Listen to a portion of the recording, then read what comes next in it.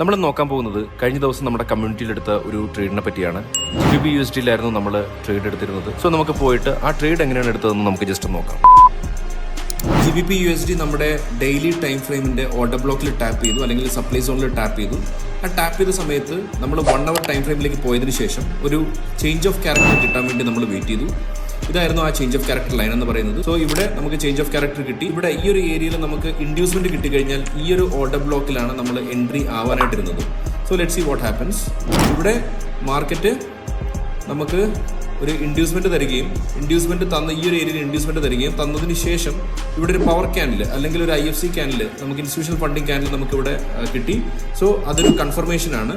ആ ഒരു സമയത്ത് നമ്മൾ എന്താ ചെയ്തതെന്ന് വെച്ച് കഴിഞ്ഞാൽ നമ്മൾ ഈ ഒരു 1 hour ടൈം ഫ്രെയിമിൽ ഒരു ഓർഡർ ബ്ലോക്ക് നമ്മൾ മാർക്ക് ചെയ്തതിന് ശേഷം ഈ ഒരു ഓർഡർ ബ്ലോക്ക് വരെയാണ് നമ്മൾ ടാർഗറ്റ് ചെയ്തിരുന്നത്. So let see what happens. ഇവിടെ എൻട്രി എടുത്തു. ഈ ഓർഡർ ബ്ലോക്കിന് മേലെ അല്ലെങ്കിൽ ഈ സപ്ലൈ സോണിന് മേളിൽ നമ്മൾ നമ്മുടെ സ്റ്റോപ്പ് ലോസ് വെച്ചു. അതിനുശേഷം 1:2 റേഞ്ചാണ് നമ്മുടെ ടാർഗറ്റ്. സോ മാർക്കറ്റ് എന്താണ് ചെയ്തതെന്ന് നമുക്ക് നോക്കാം. Let see.